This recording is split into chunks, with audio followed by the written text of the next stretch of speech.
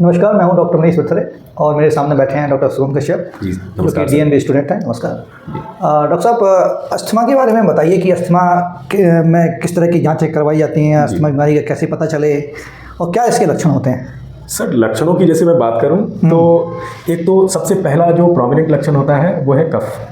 Starting में जो कफ रहता है वो सूखा रहता है, ड्राई कफ रहता है। बाद में जाके इसमें एक्सपेक्टोरेशन भी हो सकता है, मतलब बलगम निकल सकता है। बलगम निकल सकता है डिपेंडिंग ऑन द कंडीशन कि इन्फेक्शियस अगर हो गया वहाँ, अगर कोई पुरुलेंट ऑर्गेनिज्म जाके वहाँ बैठ गया। क्योंकि आपके क्या होता है, म्यूकस की प्लगिंग होती है। पिछले वीडियो में हमने बात करी थी, म्यूकस की प्लगिंग होती है और वहाँ पे कोई पुरुलेंट बैक्टीरिया जाके बैठ गया तो ऑब्वियस सी बात है वो क्या कराएगा, पुरुलेंट है तो वो एक्सपेक्टोरेशन कराएगा। उसमें कलर भी शायद, उसका कलर भी सर चारकोट लेडन क्रिस्टल्स कहते हैं। उसको कर्समैन स्पाइरल कहते हैं मेडिकल टर्म्स में मैं बोलूं उसको, तो उसको ये टर्म दिया जाता है। तो एक तो हो गया कफिंग, दूसरा हो गया सांस फूलना, तीसरा हो गया अपना कि उसको छाती में भारीपन लगेगा, चेस्ट हैवीनेस जिसको कहते हैं। उसके अलावा जो आप सुनोगे घड़घड़ाहट टाइप की आवाज सुनाई देगी, जब वो सांस छोड़ेगा तो ऐसे घड़घड़ाहट जैसी आवाज आती है। तो ये तो लक्षण हो गए इसके। अब मैं अगर बात करूं इसके पता कैसे चलेगी भाई पेशेंट को अस्थमा है, मतलब मेडिकल टर्म्स में बोलूं तो डायग्नोसिस। तो डायग्नोसिस के लिए सबसे इंपॉर्टेंट, सबसे पहला काम जो आपको करना है, हिस्ट्री लेनी है प्रॉपर्ली पेशेंट से। हिस्ट्री तो स्पेशल फोकस देना है 3 चीज़ों पे। पहला चीज़ है उसकी फैमिली हिस्ट्री, दूसरी चीज़ है उसकी ऑक्यूपेशनल हिस्ट्री, तीसरी चीज़ है इन्वायरमेंटल हिस्ट्री। फैमिली हिस्ट्री इसीलिए मैं कह रहा हूँ क्योंकि ये जेनेटिक डिसऑर्डर है, मतलब ये मतलब फैमिली टू फैमिली ट्रांसमिट होता है ये डिसऑर्डर। और दूसरा इंपॉर्टेंट है अपना इन्वायरमेंटल हिस्ट्री की पेशेंट से पूछना है कि भाई सीजनल चेंजेस, जैसे ठंड से आप गर्मी की ओर जाते हो, मतलब जब मौसम चेंज होता है, या गर्मी से जब ठंड पड़ने लग जाती है उस समय क्या आपको ये लक्षण ज़्यादा होने लग जाते हैं, तो ये हिस्ट्री लेना इंपॉर्टेंट है। ऑक्यूपेशनल हिस्ट्री इसलिए इंपॉर्टेंट है क्योंकि कुछ कंडीशंस होती हैं जिसमें जिसके एक्सपोजर, जैसे मैंने पिछले वीडियो में बात करी थी ट्रिगर के बारे में, तो ट्रिगर में बहुत सारी चीज़ें थी, डस्ट पार्टिकल्स थे। तो इसीलिए ऑक्यूपेशनल हिस्ट्री की सामने वाला व्यक्ति काम किस क्षेत्र में कर रहा है, किस माहौल में, किस क्षेत्र में काम कर रहा है, ट्रिगर्स कितने ज़्यादा हैं। तो अलग अलग फैक्ट्रीज होती हैं, अलग अलग माइंस होते हैं, तो उनमें वो इसलिए history taking is first and foremost important thing. दूसरा जो आप काम कर सकते हो कि पेशेंट को आप ऑब्जर्व करो, एग्जामिन करो, ठीक है। उसमें आप जनरल एग्जामिनेशन कर सकते हो पेशेंट का। उसके बाद सिस्टमिक में अपने को जो फोकस रखना है रेस्पिरेटरी एग्जामिनेशन में। रेस्पिरेटरी एग्जामिनेशन में अपने पास इंस्पेक्शन, पैल्पेशन, ऑस्कल्टेशन, परकशन, ये तो पता ही होगा सर आपको, अवेयर होगी। तो ऑस्कल्टेशन का इसमें रोल है। ऑस्कल्टेशन का इसलिए रोल है क्योंकि जब जो पेशेंट सांस लेता है, जो इंस्पिरेशन होता है उसका बहुत शॉर्ट होता है। जब आप स्ट्रेच लगाओगे सर एक्चुअली में वहाँ पे चेस्ट पे, इंस्पिरेशन काफ़ी शॉर्ट रहेगा और हाई पिच रहता है। और वही एक्सपिरेशन की बात करें, जो एक्सपिरेटरी जो सांस छोड़ते हैं, एक्सपिरेटरी फेस, वो काफ़ी लंबा रहेगा और उसमें आपको वीजिंग सुनाई पड़ेगी, अलग सा साउंड रहता है सर। यहाँ डिस्क्राइब तो नहीं कर सकता मैं, बट सुन सकते हैं, वीजिंग होती है। और कभी कभी अगर इन्फेक्शियस इटियोलॉजी है अस्थमा की, इन्फेक्शन की वजह से अस्थमा हो रहा है, तो आपको क्रैकल्स या क्रेप्स भी मिल सकते हैं बेस पे, जो बेस ऑफ लंग होता है वहाँ पे। बिल्कुल। तो ये चीज़ें हैं। उसके अलावा सर बहुत सारे रूटीन इन्वेस्टिगेशन है। सीबीसी कराओगे आप, सीबीसी कराएंगे। सीबीसी में क्यों कराना जरूरी है? इसिनोफिल्स देखते हैं। बिल्कुल एग्जैक्टली सर बता रहे। तो इसिनोफिल्स जो है उसमें मेरे ख्याल से जो डेटा कहता है 8 to 15% ऐसा रहता है जो डिफरेंशियल ल्यूकोसाइट काउंट रहता है अस्थमा में। अच्छा। तो इसिनोफिल्स का जो डीएलसी में रहता है इतना रहता है वैल्यू, मतलब लमसम बात करते हैं इसिनोफिलिक काउंट बढ़ा मिलेगा आपको। उसके अलावा आप खखाड़ की जांच करा सकते हैं, तो खखाड़ की जांच में आपको इसिनोफिल की मात्रा ज़्यादा मिलेगी। लोग कहते हैं एक्सरे कराओ अस्थमा में, मैं कहता हूँ कि क्या रोल है एक्सरे का अस्थमा में? There is no role.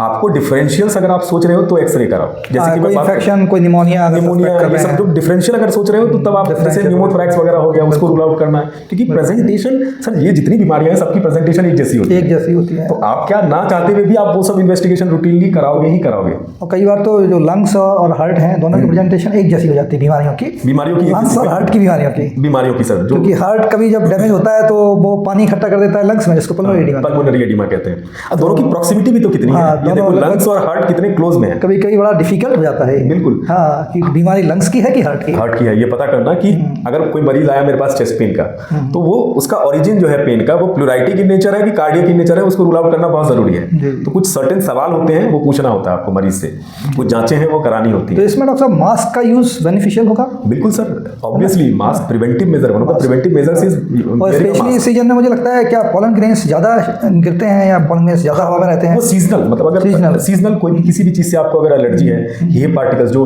हम लोग जो वो कहते हैं पराली जिसको कहते हैं, अच्छा, परालियों से भी काफी लोगों को ये चीजें ट्रिगर हो जाती हैं। तो उन सब चीजों से बचने के लिए आपको पब्लिक प्लेसेस में मास्क का उपयोग करना है। भले एलर्जन कुछ भी हो, डस्ट पार्टिकल हो, परफ्यूम हो, कुछ भी हो, मास्क का इस्तेमाल करना है। उसके अलावा इसके डायग्नोसिस में एक बहुत इंपॉर्टेंट टेस्ट है सर, वो है पल्मोनरी फंक्शन टेस्ट, स्पायरोमेट्री कराते हैं, पीएफटी सर। उसके बारे में स्पायरोमेट्री, जी स्पायरोमेट्री का बहुत इंपॉर्टेंट रोल है अस्थमा में। क्यों कह रहा हूँ उसका रीजन सर मैं बताना चाहूँगा कि एक अपने पास वैल्यू होती है that is forced expiratory volume at 1 minute, FEV1 और FVC फोर्स्ड वाइटल कैपेसिटी। तो दोनों का जब रेशियो ये जब टेस्ट करते हैं तो इसका रेशियो जो आता है दैट इज लेस देन 0.7, क्योंकि ऑब्स्ट्रक्टिव एयरवे डिजीज है ना सर। हाँ।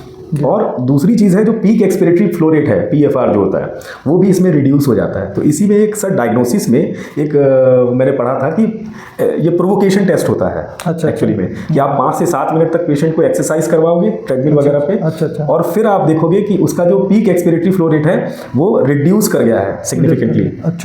वो रिड्यूस कर जाता है। तो एक्सरसाइज इंड्यूस अस्थमा को डायग्नोस करने के लिए होता है। एक्सरसाइज इंड्यूस अस्थमा नहीं कह सकते, exercise is just a trigger, वो ट्रिगर है। उसके अलावा सर मैं बात करूं तो एक अपना पीएफटी में जो वैल्यू रहती है, बीटा-2 एगोनिस्ट होता है, शॉर्ट एक्टिंग बीटा-2 एगोनिस्ट, वो देना होता है अपने को पेशेंट को पहले। सॉल्ब्यूटामॉल, हाँ सैल्ब्यूटामॉल, लाइक सैल्ब्यूटामॉल कैटेगरी 2 है, सैल्ब्यूटामॉल और टर्ब्यूटलिन रहता है, कोई सा भी आप दे दो। 15 मिनट के बाद जो FEV1 होता है अपना, उसमें जो इंप्रूवमेंट देखा गया है पेशेंट्स में वो that is more than 12 to 15%। अच्छा। बीटा-2 एगोनिस्ट देने के बाद इतना FEV1 आपका इंप्रूव हो जाता है, दैट इज कन्फर्मेटरी की अस्थमा के पेशेंट है। और भी सर और बहुत सारे टेस्ट है अपने पास, क्योंकि हम क्या कह रहे हैं कि भाई ये एक एलर्जिक कंडीशन है कि जो IgE क्लास ऑफ एंटीबॉडीज होती हैं वो बेसिकली रिस्पॉन्सिबल होती हैं अस्थमा के लिए। बिल्कुल। तो वो जो IgE क्लास ऑफ एंटीबॉडीज हैं वो भी बहुत स्पेसिफिक होती है एक स्पेसिफिक एलर्जन के लिए। लोगों को पता ही नहीं पड़ पाता कभी भी कि यार मुझे एलर्जी है तो है किससे। तो उसी में एक टेस्ट आता है, बहुत कम लोगों को, मतलब अभी न्यूली डायग्नोज मोडालिटी है वो, दैट इज रेडियो एलर्जो सॉर्बेंट ऐसे। अच्छा। ठीक है, रास्ट कहते हैं इसको। तो उसमें उसी स्पेसिफिक एलर्जन को हम डिटेक्ट कर लेते हैं व्यक्ति को किस चीज़ से एलर्जी है। तो ये न्यू मोडालिटी है, उसको अवॉइड करेंगे तो अस्थमा के चांसेस कम हो जाएंगे। मैक्सिमम लोगों को पता ही नहीं रहता मुझे एलर्जी किस चीज़ से है। तो उस चीज़ का पता लगाने के लिए एक बहुत ही अच्छी चीज़ मोडालिटी आई है, दैट इज रास्ट। हमारे परिचित थे, उन्होंने भी पूछा था कि अरे डॉक्टर साहब सारे टेस्ट करा लिए, सीरम IgE लेवल भी करा लिया, वो भी बढ़ा हुआ, लेकिन ये नहीं पता चला कि ये एलर्जी है तो है किस चीज़ से। फिर मैंने उनको जानकारी दी कि आप ये टेस्ट कराओ, रास्ट कराओ, कहीं भी होता हो आप ये कराओ, आपको पता लग जाएगा किस चीज़ से एलर्जी है आपको। तो सर डायग्नोसिस मतलब डिजीज़ को पकड़ने में, मतलब कि बेसिकली अस्थमा ही है या कुछ और है, वो भी हमने डिस्कस कर लिया, इसके लक्षण भी डिस्कस कर लिए। तो मेरे ख्याल से इतना सफिशिएंट रहेगा बेसिक जनरल पब्लिक के लिए भी और किसी मेडिकल हेल्थ प्रोफेशनल के लिए भी। ये जानकारी मुझे लगता है नहीं, बहुत अच्छा बताया डॉक्टर साहब आपने, और ये जानकारी जो है जनरल पब्लिक को भी हेल्प करेगी, और कुछ जो प्रैक्टिशनर हैं हमारे डॉक्टर्स हैं उनको भी ये हेल्प करेगी। और बिल्कुल बहुत अच्छी जानकारी है डॉक्टर साहब, thank you so much sir, नमस्कार।